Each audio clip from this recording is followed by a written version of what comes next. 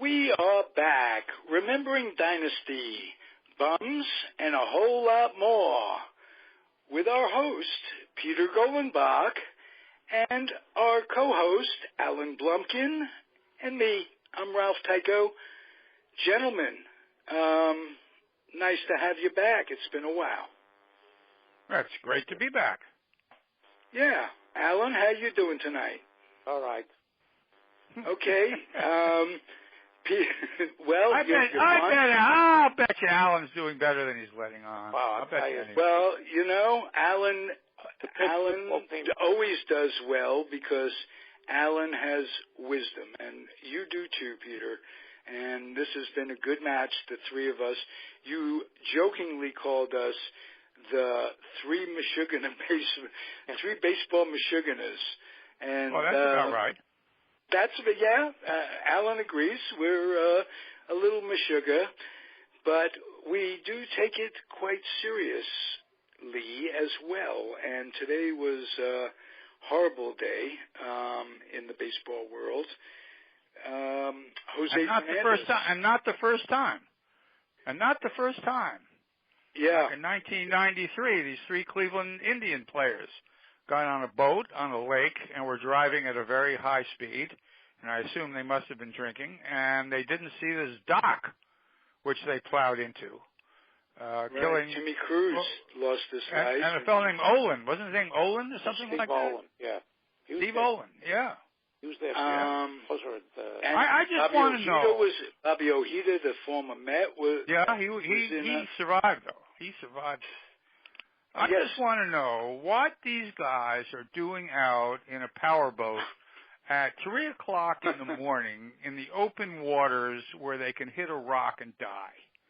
I always told my Alan son. asked the same exact question. As soon as we were off the air waiting for you, he asked the same question. What are these guys doing? And it's just basically they're young, no respect for mortality, maybe or maybe not abusing drugs or alcohol. But none of us, it doesn't matter how much money you have at age. I mean, it's one thing when some of these ball players, go into a strip club and get shot to death. That's one thing. You can understand that. But you don't understand how three guys, and this guy, he surely was going to be Cy Young Award winner 2 or 3 times, if not more. This guy was just Jose Fernandez was just a sensation. Yeah, and he has a wonderful story, immigrating from Cuba. Oh, a terrific story. I know. Attempted to come from Cuba 4 times, finally made it on the 4th try, and guy goes out and gets, $20 million and buys himself a 30-foot, powerboat that goes faster than he ought to be going, traveling at 3 o'clock in the morning in the pitch black, and runs into a rock. It's like you want to shake the guy. You want to grab him by the shoulders. You want to grab his shoulders and say, what in the world are you thinking? He also had a commercial for some product because he underwent Tommy John, I think, 2 years ago. He was pushing some product to use in his rehab. I saw him on this commercial a number of times. Yeah. Well, it's nevertheless a shock when a 24, no matter how you die, if you die way too young, and way too young is very subjective, as a matter of fact. So we're all. I mean, there are certain kinds of deaths. I mean, I remember when the Cubs' second baseman, Alan mentioned him too, Kenny Hubbs. Kenny Hubbs gets in an airplane, the plane crashes, and he dies. Now, that certainly wasn't Hubbs' doing, and it was terribly, terribly sad. But this is one of those where you sort of say to yourself, this should not have happened. These boys should have been in bed. And go to bed. Go to bed at 1 o'clock for crying out loud. Of course. Yeah. Nothing good happens to kids. The day the music stopped, that same thing. Those kids, as it were, should have been flying. That's right. But that was a plane crash where nobody said, what were they doing up at 3 o'clock in the morning in a boat in the open water? I mean, this was what they were were they going flying to, under those conditions just to get to a gig? Yeah, well, can that's be why, said. because they were getting to a gig. Yeah. Yeah. No, I know, and they wrote, you know, incredible songs about that moment. And who knows whether somebody will write an incredible song about this guy. We'll see. And Clemente went on the plane. If they were going to do it, I think. And Clemente, yeah. And Thurman Munson. Thurman Munson, when he died, that took the absolute heart out of the Yankees that year. That was it for the Yankees when he died. I think he died on September 1st or August 2nd. August 2nd, 1970. Now, the only thing about Thurman, of course, was that he was at the end of his career. He was about done. I'm not even sure he was going to play another year after that particular year. But the other thing about Thurman, you know, talking about things that never, ever, ever, ever should have happened, is he had a perfectly decent airplane. And then he decided he needed to get to Canton, Ohio a little faster. In other words, the plane he had got from Teterboro to Canton in, say, an hour and a half or an hour and 45 minutes. And he decided if he could get this jet plane, he could get there in an hour. And all his teammates told him not to do it. Greg Nettles, you know, told him not to do it. One time Nettles flew in that plane, and he could tell there was something wrong with that plane. And Nettles swore he would never get back into that plane ever again. And that was the plane when Thurman was practicing takeoffs and landings. There was too much plane. I mean, I had a friend who went and bought himself a Maserati. You know, he was a doctor, big shot. Never should have bought a Maserati in his whole life. He smashed the thing to smithereens, almost killed himself. I mean, there's just some things you should not be doing. You know, and buying that jet plane was something that Thurman should not have been doing, and everybody told him that. But his wife refused to live in New York. She and the kids lived in Canton during the entire season. And this airplane was the ability for him, you know, when he had a day off, for instance, to get in the plane, fly home, spend the day with his family. And it killed him. Yeah. The Yankees had a pitcher named Corey Lytle, who was killed. Corey Lytle flew an airplane into a building here in Tampa. Yeah. Right. What the hell was that all about? Was that in Tampa or was that in New York? No, that was here in Tampa. That is the strangest thing. Wow, I thought I have a clear recollection of that being in New York, but I'm pretty sure it was here in Tampa. He's in like the 22nd story of some tall building here in Tampa. That is the craziest thing. I think it was during spring training when the Yankees were in spring training. He was a Yankee at the time. Yeah, I mean, what the hell was he doing in the middle of the city? That's another very, very, very, very strange ball player's death. Another one. Very odd. Private plane crash was the heavyweight champion, Marciano. Yes. He was undefeated 46. heavyweight champion. Yeah. Unbeaten heavyweight champion. I'll ask you guys, Marciano or Lewis?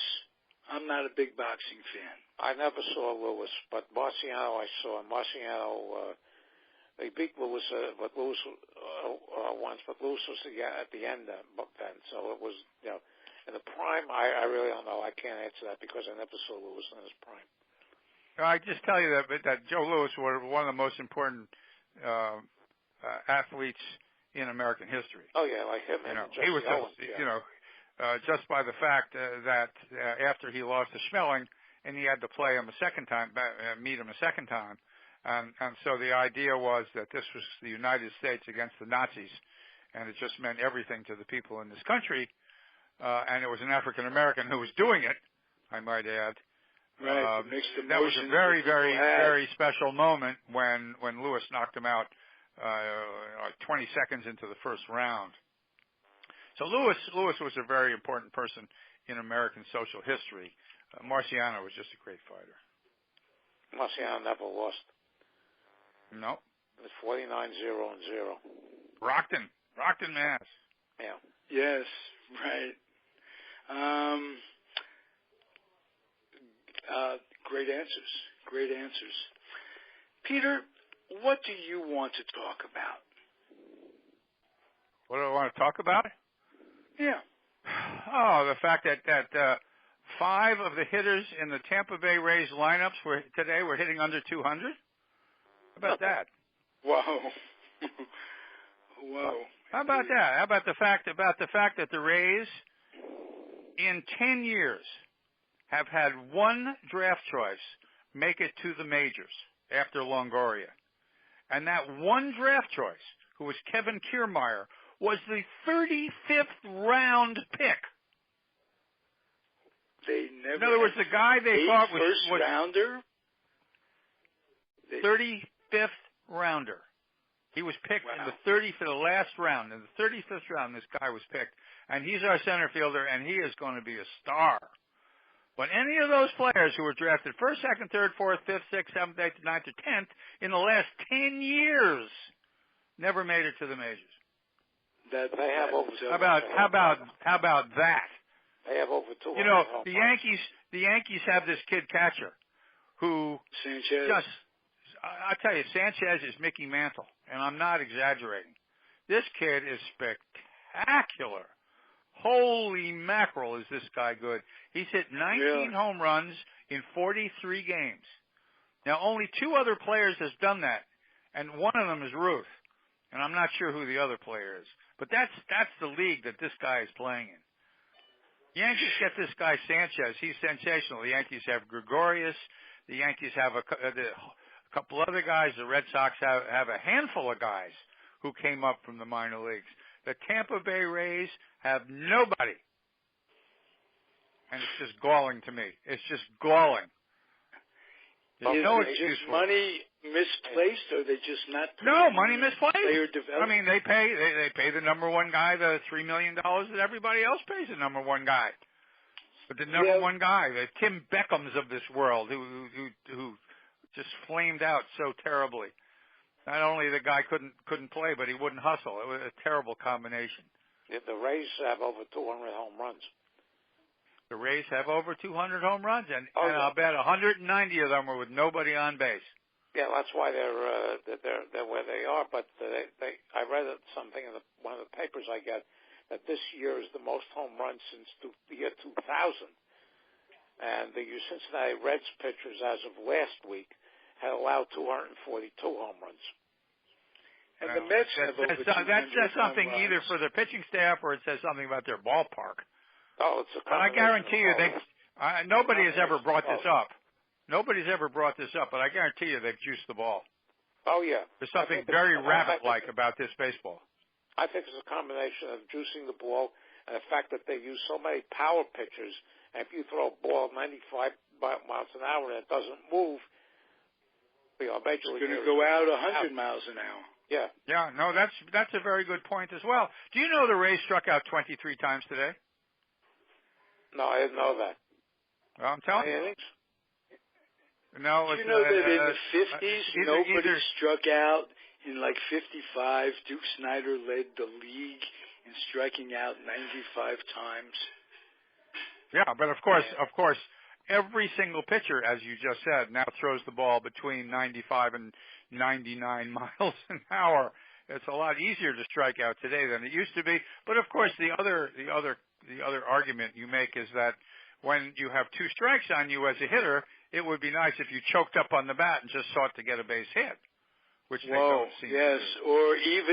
Or just get the guy over. It doesn't appear in the stats, and you can't sell it. The agent can't sell. We haven't moved the guy over, meaning a batter from the Tampa Bay Rays. We haven't moved the guy over since March. Real exhibition games. Yeah. I don't know. I don't know what our manager is thinking. Everybody is so high on this guy, Kevin Cash. I personally sit up in my seat and just swear at him all game long.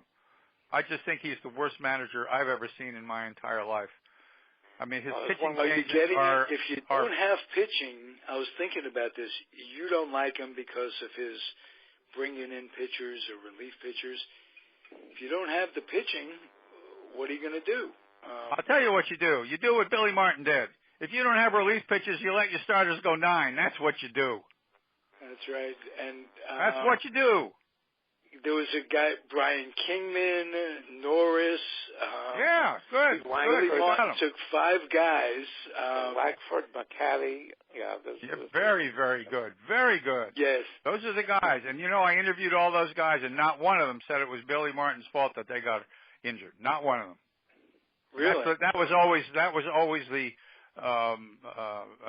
what's the word? The thing that they said about the way Billy managed that team, that he ruined all of their pitches. The criticism.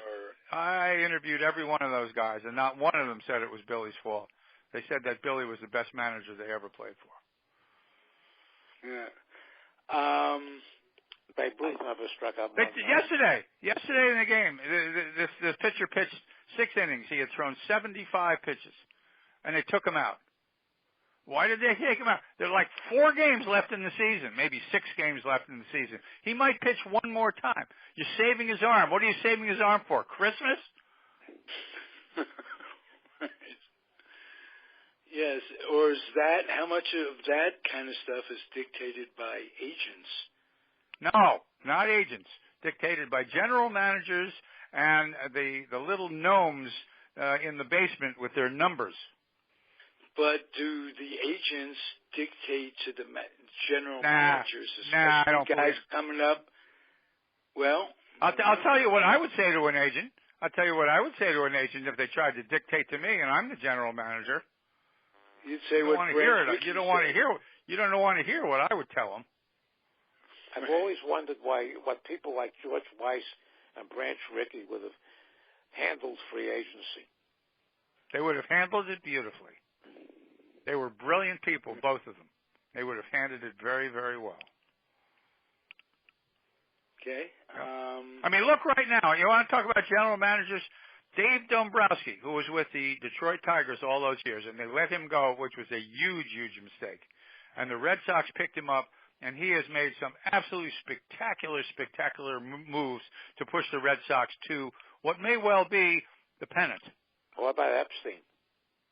Epstein's in Chicago. Yeah. Look how good he is. All right, so the Red Sox made a mistake letting the one guy go, but at least they made up for it for bringing the other guy in. The Red Sox are on 11 game win. If they win in Chicago, not even this year, if they ever win in Chicago, Epstein goes to the Hall of Fame. Oh, yeah. Has to. Oh, they're building the statue already. You got to be kidding me. Of course. Right. And Madden will be elected governor of the state of Illinois. Oh yeah, but if they fail, if they go down, it won't be any big deal. It won't, because it's just something that's happened throughout the entire history of the Chicago Cubs since 1908. That's right. Bartman killed it for him. Once Bartman did what Bartman did, it was all over for the Cubs. They're just screwed. I mean, they had a real chance to win until that guy put his arm up and stopped Moses Alou from catching that ball. Shortstop blew the double play ball. He did, and that happened after that. But if Alou catches that ball, made double play and he kicked it. Yeah, I know. Hey, if they had instant replay at that time like they do now, the guy would have been out. I think you're right. Oh, that's a very interesting observation. I think you're right. I think the batter would have been out. I do. Yep. Good. I personally knew there was something I could do today to make a difference.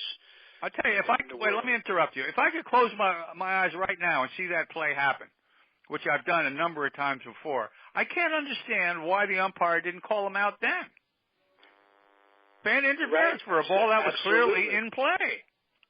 Absolutely. I know. I never. Let alone instant replay, and I think that really calls attention to how much we needed instant replay. Jeffrey Mayer play. You see all these plays in dispute. Are these guys okay out there? Sometimes you see these umpires. What are you getting paid $100,000 to ride around, in luxury and go from hotel to hotel? Whoa! Who are we knocking now? You knocking the umpires? I am indeed. No, don't knock the umpires. That's the hardest job in the world. That's just the toughest job in the world. It's an impossible job, and they got to play 161 games too. That's just a thankless thankless task, believe me. The umpires I know anywhere from Little League to high school to college to the professionals. I mean, I admire these guys tremendously, and nobody's perfect. These things are happening at bullet speed, and they've got to make the call at bullet speed when on the instant replay they got to run the thing back at slow speed. It's not the same thing. No. It's remarkable to me that they get most of them right. There's most of them, yes, but less of a percentage than you would have thought. No, I would have thought. My attitude. I play softball, and my attitude is the umpire is going to get it right 50% of the time. That's just the way I play the game, you know. Yeah. But it's very, very tough job. It's just a tough job. And it's also tough to blame the umpires for losing because, you know, there's so much that happens over the course of a game. It's like making any one player responsible. Every once in a while, there was a pitcher who pitched the perfect game a couple of years ago. I think he was with Detroit. Yeah, and on the last play, Galarraga. Not Andres. No, I forget the first name, but it was the same thing. Galarraga was his last name. Yeah, and on the last play, they made a play that the umpire called the runner safe, wrecking his perfect game. When it was clear that the guy had made a mistake. And back then it wasn't instant replay. And they couldn't he couldn't bring himself to say I made a mistake and so he lost his perfect game. And that just seemed blatantly unfair to me. That was one of those calls where you really wanted to hit him with a stick. Yeah, that umpire suffered for it. I'm sure, because he immediately recognized. Was it Deckinger? I don't think so. It was Joyce. Deckinger was the one who made the bad call on in the 1985 World Series. That's right. Oh, when the Royals and the Cardinals. That's right. Okay. Joyce was the name of the umpire. That's right. His name was George. Right. Yeah. Peter, is amazing or what? These things Can we have a big hand for Alan Blumkin, ladies and gentlemen? Yes, Alan Blumkin, absolutely. We had Milt Pappas at a Sabre National in 1987. Milt Pappas pitched a no-hitter, and the umpire made a call on a 3-2 pitch to the last batter. That the umpire called it a ball and deprived Pappas of a perfect game. He got the no-hitter. And he spent the whole 30 minutes or however long he was up there bitching about that call. I'm sure. And he'll bitch about it for the rest of his life. Oh, he's but the thing is, away a while back, so he's not. Well, he's still bitching about it. But the thing is that people remember Cincinnati's bitching about Milt Pappas. You got it. Goes around, trading him for Frank Robinson to the Orioles for Milt Pappas. Right. Everybody has something to kvetch about. That's exactly right. Yes. It's not perfect. Not All perfect. right, guys. This has been terrific. I'm glad we're back in the saddle. And we'll see you next week, same time, same bat station. Thank you, right. Meanwhile, Big Poppy's retiring. Let's all bow our heads. Okay. Yes. There was a big article about Pappy, and we'll talk about. I love that the Orioles, as a present, gave him the telephone that he destroyed with a bat 2 years ago.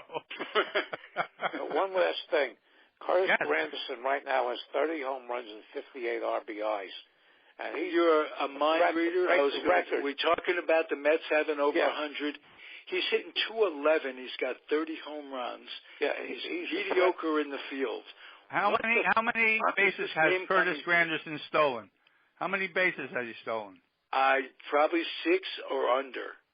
Oh wow, that's not good. I'm guessing. He's better than he has a very good shot at breaking the record for fewest RBIs with 30 or more home runs. It's held by of all people, Felix Mantilla, who in 1964 with the Red Sox hit 30 home runs and drove at 64. Wow, that is quite a number. Yeah, that is amazing. Granderson is at 58, so he has a real shot at breaking that. Wow. You know, Mantilla could be one of the most interesting players going. He was a super sub on the 57-58 team. He was an original Met, and he was so horrible. And then he comes back and hits 30 home runs. Yeah, with the Red Sox in Fenway. With the Red Sox. Swing to Fenway, yeah. What a career. Was Mantilla with the 64 Phillies? No, he was with the 64 Red Sox when he did this. Red Sox. Oh, okay. Yeah. Okay. Okay, guys. We got much to talk about next week, as always. Okay. All right. Have a great week. Take care, gentlemen. everybody. Bye-bye.